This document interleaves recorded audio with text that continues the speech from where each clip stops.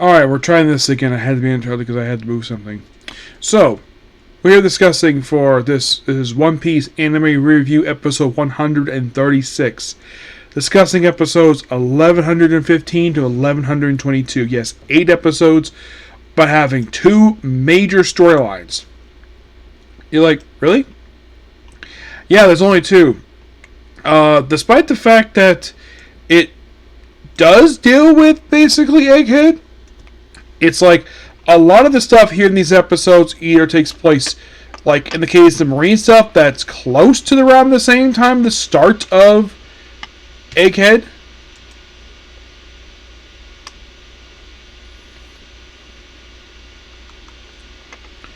Yeah, but this in particular basically just...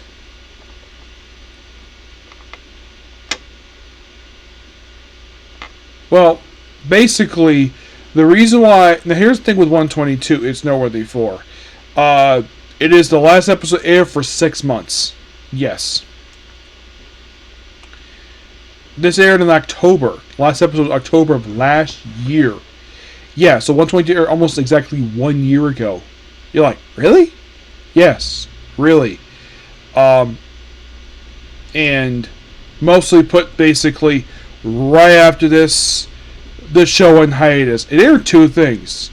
I haven't watched it yet. There is the One Piece fan letter. I'm probably going to watch it really soon.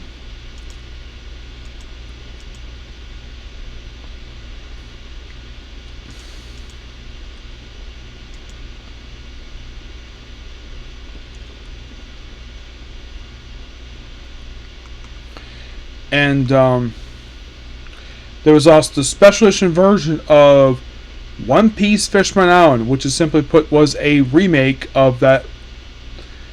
It's a retouch and condensed version of the thing. This was 21 episodes compared to... It's like they basically made this just to put in a more modern definition.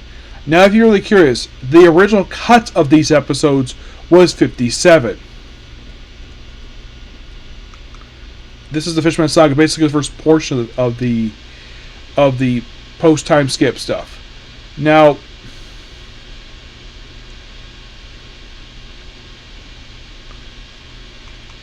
it's like, I'm guessing with that one they probably just basically cut all the filler stuff out. That's probably what they did.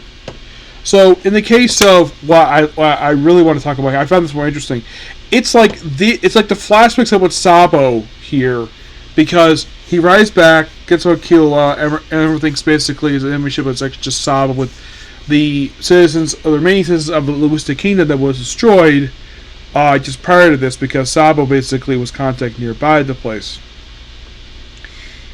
Oh, and they say the reason why? Imu basically said the reason for it, because school was close by. Yep, so the Milko returns, first time since a previous episode appeared in. Says hi to Bila Belly, and of course they get some rest, and that's last see of her. Yeah, a character made her debut in a Ace cover story, believe it or not. Yes, Ace was looking for Blackbeard, and that's where she first showed up, and then she appears in the main show. So basically, after settling down with with Ironkov and Dragon, he basically explains what happened. Like, basically, he details what happened after what was last seen back in episode... Well, the Reverie stuff. Let's see, how long ago was that?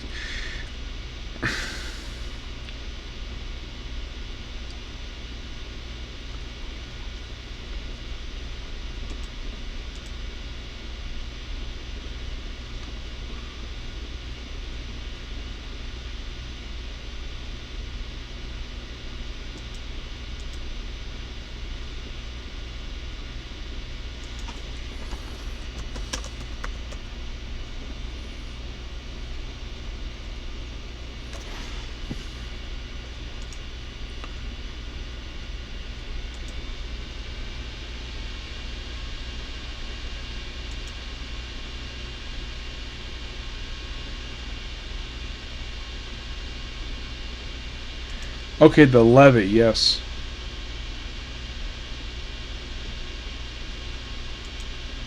So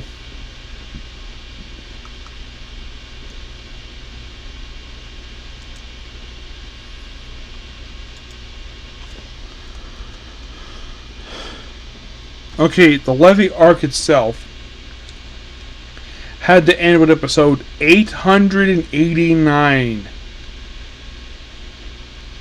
And the thing is, this story was completed. Nope, it was not complete. I'm sure Oda wanted to, but had to cut off early. The rumor of the reason why this had to cut off after a very short period of time. By the way, this arc was only 6 chapters. It's like, and this is my personal guess, is basically, so you look at this arc, you watch the episode, watch the arc, and you're like, wow, they're barely scratching the surface, basically, what's going on here.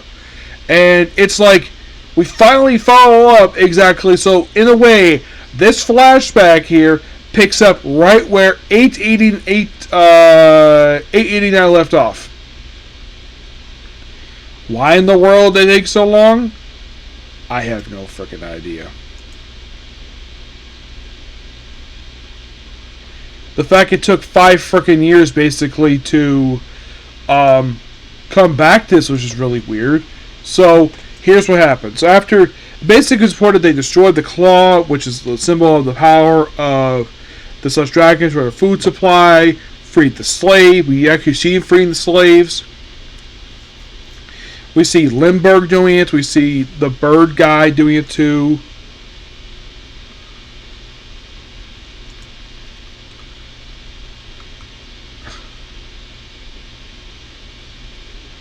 I think it's Fukujaro? No, not him.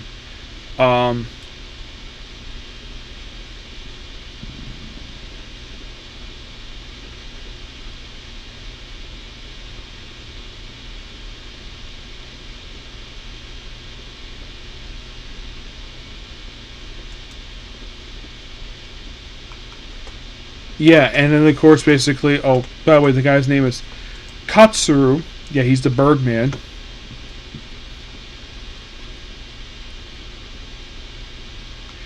Or basically he's like telling people, that's a human being. Basically, he's dragging out a slave. It's a beautiful woman.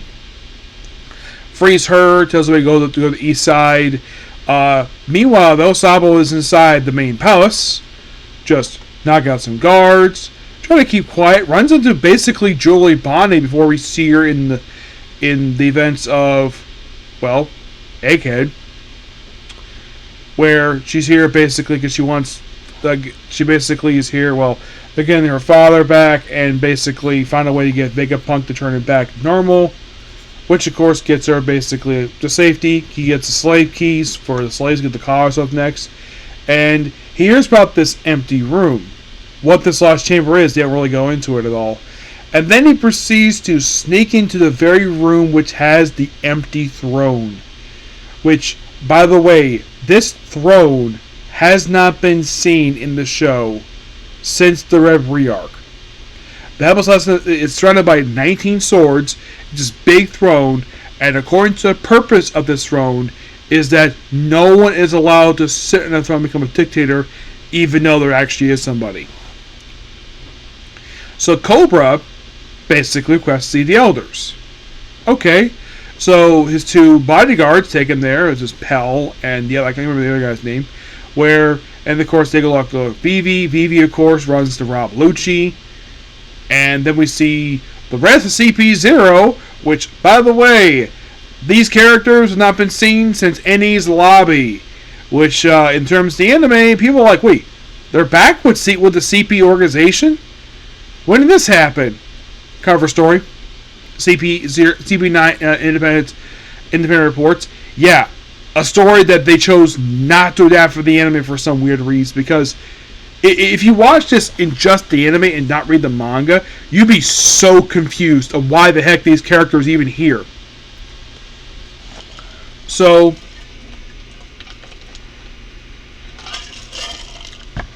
at one point, these people are basically watching Vivi held hostage while they're playing cards. Yes. So, pretty much basically, well, in the case of, well, Sabo, of course, you have Cobra ask basically what happened to Queen Lily. They apparently don't know. And ask about the Will of D, and then of course they ask to leave because he dare ask the question about the Will of D, and then Imu shows up. Eventually, Imu's like, Imu, who's that name sounds familiar? And we see Imu, which I should point out though, there is no credit who this dub actor is at all, because of course they try and keep the whole thing a secret related to this character, and it's implied this person hates Queen Lily, and the fact it calls her a fool. Oh, by the way, the reason why there's only 19 swords, despite the fact that the government's on by 20 countries, the reason why, because basically the Nefertiti family chose not to move to Mary-Joie. Nope, she chose not to. She instead apparently handed the throne off to her brother, and then she has disappeared. Which they do ask about the person, of course, and it might be Lily, but not really. It's like the person hates Lily for some reason. Also, this person demands Vivi for some reason. Don't know the reason for it. And then Imu basically asked the question of, like, what was her full name? What did the letter say? Nefertiti D. Lily. And then Imu proceeds to stab King Cobra. And then, of course, you have Sabo. He's like, where'd you come from? Yeah, Sabo became the first outside person to hide from Cobra to see Imu. And then we see the 5 elders basically transform into their monster forms, which we'll see a little bit later in the arc. He tries to get Cobra out of there, and of course there's a famous shot of him standing over Cobra's body. Of course, people assuming he killed Cobra, but he really did not. And he leaves. He leaves his pipe behind, but somehow he retrieves his hat, because he still has his hat now. And then he managed to disguise himself as one of the soldiers of Mary-Joie and escorts the king and queen, the king and princess of the Lieutenant Kingdom, which is, let me escort you. And apparently the king and queen have no problem with this at all. Yeah, no problem with what one of the Holy Land soldiers basically escorted them. And then the Marines take over, and he dishes the armor, hides in their ship. Meanwhile, the Warple apparently kind of witnessing all of this stuff happening. And he proceeds to run through like 20 freaking walls. Vivi just gets caught in his mouth. Warpole's wife wonders what the heck is going on. Which, by the way, after this, Warpole's wife is not seen again after this. You're like, really?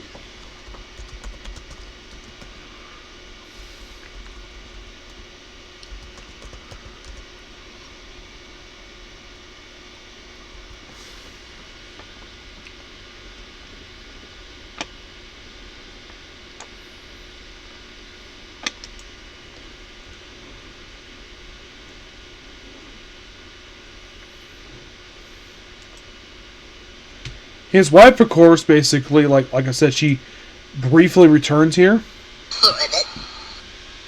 Which is assuming probably set during the whole thing with, apparently it's set during one of this whole thing. And by the way, this episode, which by the way, the chapter itself was released just 2 years ago. The anime episode was released last year, so this character has not been seen in 2 years.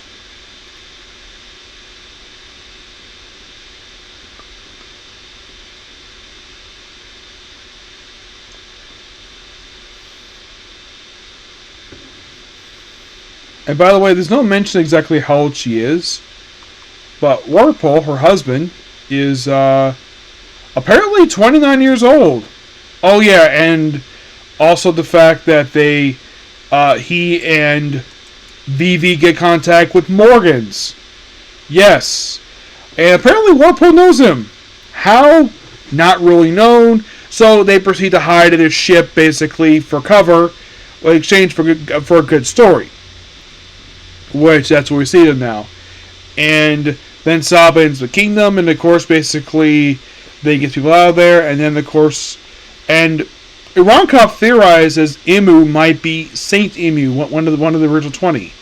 It's just a theory of his, but it's good information for them to have. The fact that they know the fact that somebody on top of the world, the 5 elders. The fact that they know this is something. Oh, and the thing is, Sabo and Warpo are the only people aside from the elders and Cobra that see this man. Well, see this person.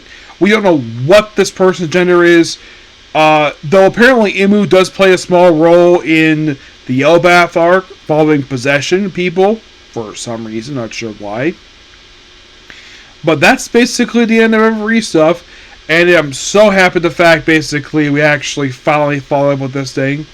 Why the heck basically Oda took 4 years to follow up with it, I don't know. But it's like you can tell by the flashback itself, this probably was supposed to be part of that arc.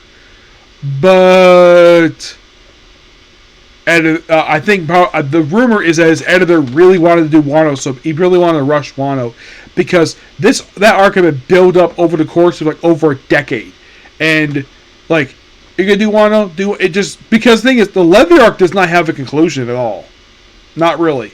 You could say that this flashback over the course of these 3 episodes, that kind of wraps up that arc itself. Shirahoshi does briefly try to get captured once again by, of course, basically the same by St. Carlos, and he can finally capture Mermaid, and her brother's trying to interfere, but lucky enough, basically, Marge stops him because, of course, basically Leo and Sai basically legally can do it because they're pirates. So they proceed to beat the crap out of him, cartoon style. And like, no, they killed my son. And then, of course, Marley comes in, takes Kuma. Shirahoshi gets free. Rebecca's there, obviously. Oh, and what happens to Marga? Well, apparently, St. Fingerlin, the Supreme Commander of the Holy Knights, which, by the way, they mentioned basically the next threat because they limited stuff related such as dragons. Because the fact he proceeded to protect fishmen, this particular Celestial Noble is executed. Yep. And according to Fingerland, because he dared protect people who are subhuman. And I'm like, wow, this man is obviously a racist. Well, against fishermen anyways. But otherwise though, basically that's it for that one. In the case of the marine stuff, so yeah, basically where the whole... Now, in the case of what happens on Pirate Island, that does get wrapped up here. The reverie just gets wrapped up in a nice little bow. It is reported, I've heard, that the alabaster is still in Mary's wall because the royal family's gone missing. Yes.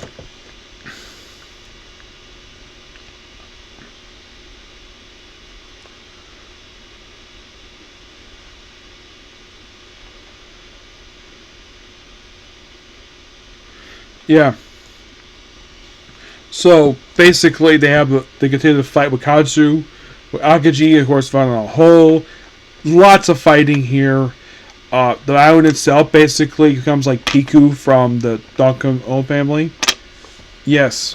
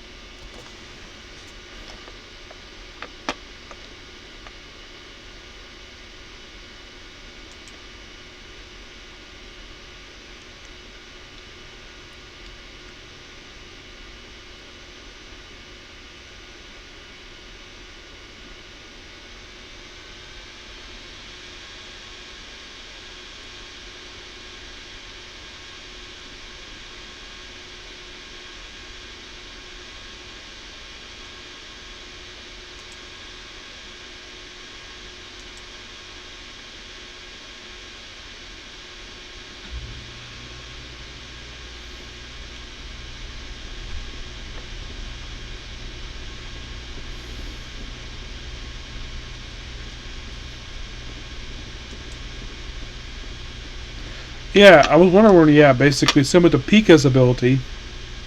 Still so much human, but this is a whole island.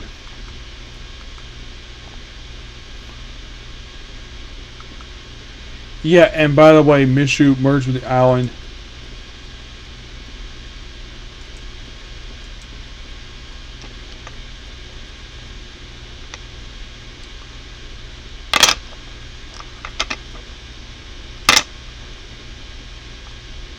Yeah, and it's a big humongous...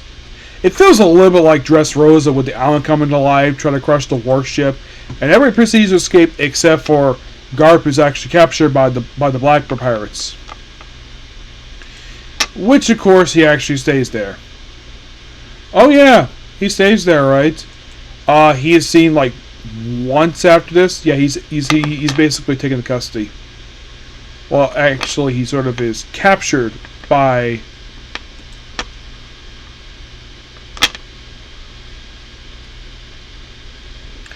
Because after that, he's not seen again for quite a while.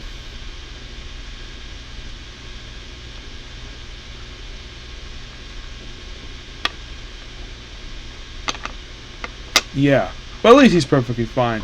Kobe himself, basically, if you're curious, like, what does he do after this?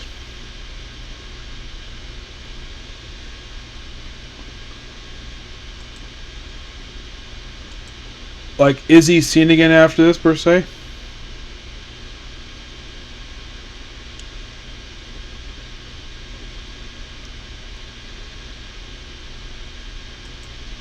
Well, basically, when he appeared in this episode, he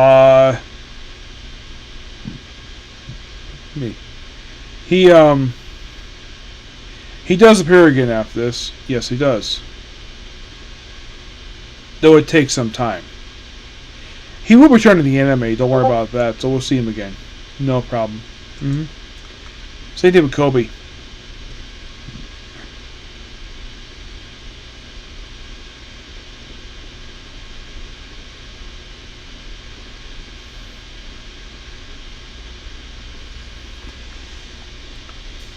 I even like the fact that these episodes do explore Guard's path with Aokiji. I thought that was really cool, and the whole battery bags thing.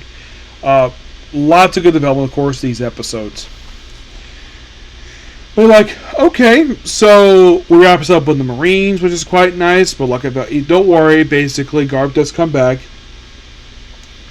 But you think, okay, is there any outside plot thread left? Well, the only I can think of aside from with Vivi at this point is probably just still with Bubba Hancock. Because, of course, she just last seen her island, per se. Yep, so yeah, that's particularly a particular video. Please make sure to like, comment, subscribe, notifications. Next up, start my brand new anime discuss. You'll find out what it is soon. Okay, next video. Bye.